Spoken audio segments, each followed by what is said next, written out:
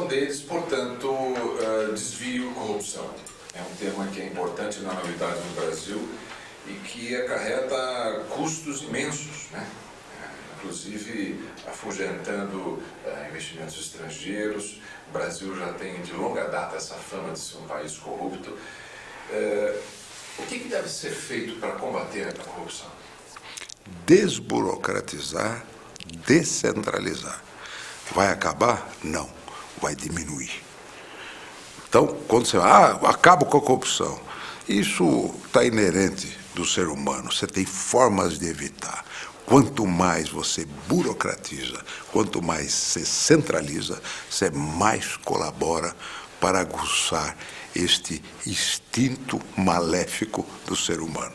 Portanto, você tem que buscar uma descentralização para que haja maior vigilância da aplicação desse recurso na base. O Brasil tem muitos problemas sérios, muitos problemas graves, como na área da saúde. Mas as propostas que se veem por aí exigem muitos recursos, construções de hospitais que são muito caros, postos de saúde, contratações de médicos.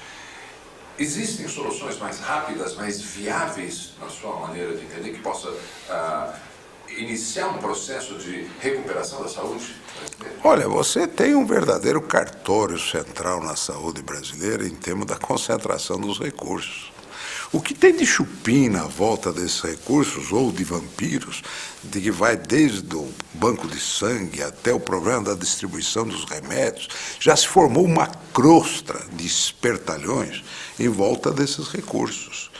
Quando você tem a realidade na base, que é exatamente o que eu falei, do recurso, como é que eu vou distribuir o recurso? Pelo número de população. Então eu sei que quanto pode custar em termos de assistência médica, de prevenção, da parte sanitária, da vigilância, por município. Eu tenho um custo X, repasso esses recursos e vai acabar acontecendo através da comunidade o trabalho em termos de buscar esta solução. Quando você descentraliza e a sociedade participa, tudo funciona. Quando você centraliza e as quadrilhas participam, falta dinheiro. Existe também um déficit enorme no Brasil de moradia, que é um problema muito grave. Nós não temos um sistema de hipotecas para financiar e comprar imóveis, a casa própria. E as favelas e os loteamentos irregulares estão aí proliferando, né? Qual é a forma inteligente de lidar com esse problema? Primeira coisa é o loteamento irregular. Você sabe por que ele é irregular? Porque fizeram uma lei tão sofisticada que você dificilmente tem condições de fazer um loteamento popular que possa estar dentro da lei em termos de recursos. Então é mais fácil você programar uma invasão, né? Criar uma favela, porque aí o poder público não olha a lei que ele fez. Ele vai instalar luz, quebrar o galho para botar um esgoto.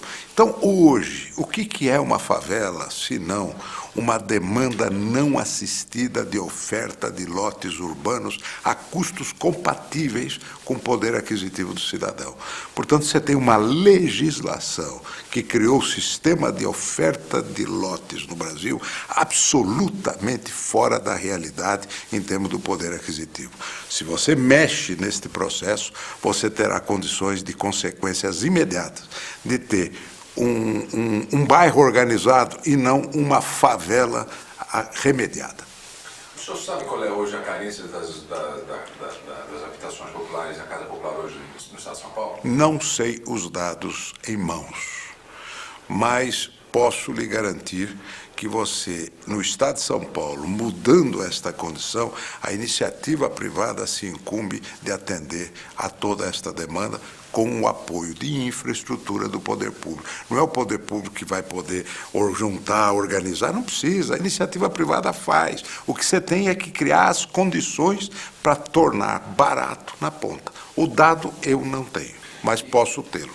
E em relação à saúde, o senhor sabe a carência de hospitais per capita, né, necessários pela cidade de São Paulo? O senhor sabe a necessidade do estado? Esses dados todos nós estamos levantando, não os tenho aqui. O senhor se sente realmente uma pessoa preparada para governar o Estado de São Paulo, o senhor se considera uma pessoa decidida ou hesitante na hora de tomar uma decisão?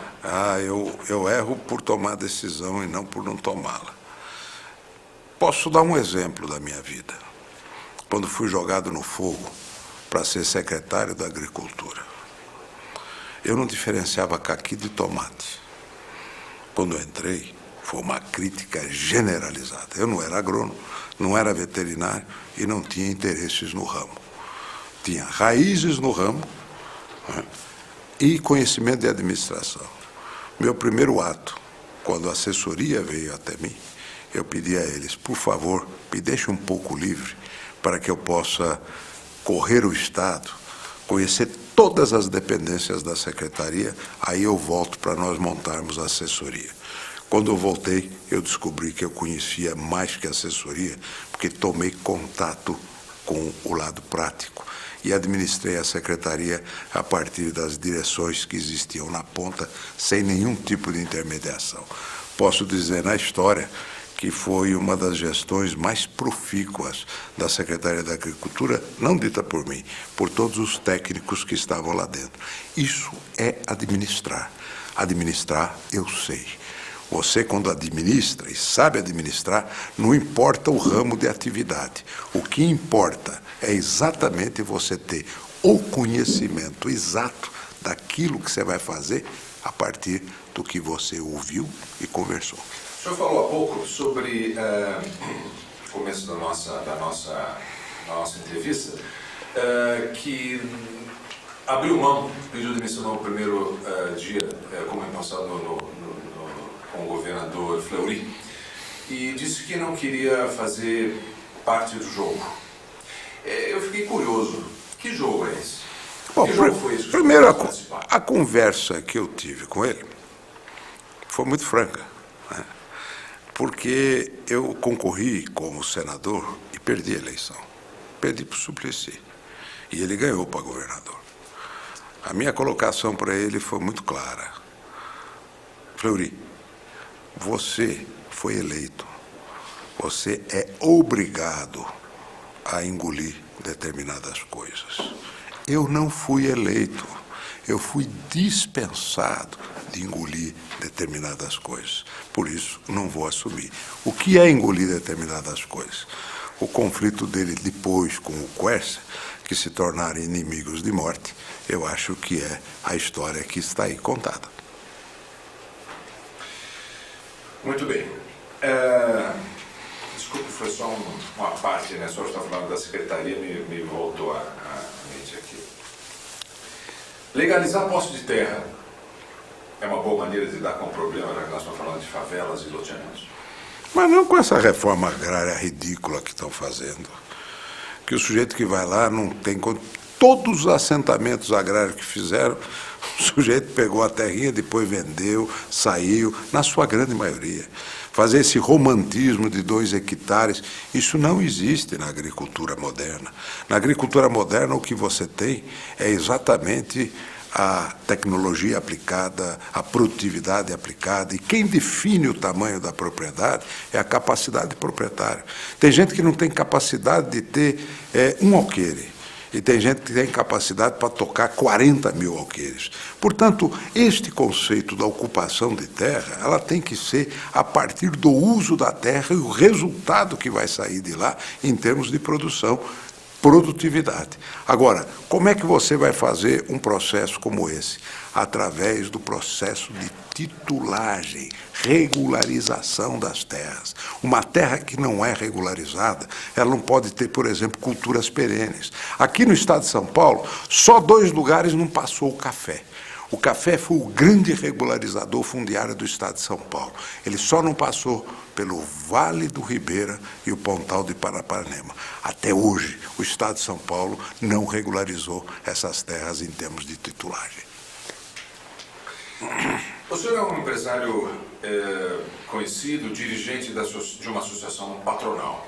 Como é que pretende entender ou demonstrar ao seu eleitor que pode entender o problema das pessoas pobres, os mais humildes, os mais carentes?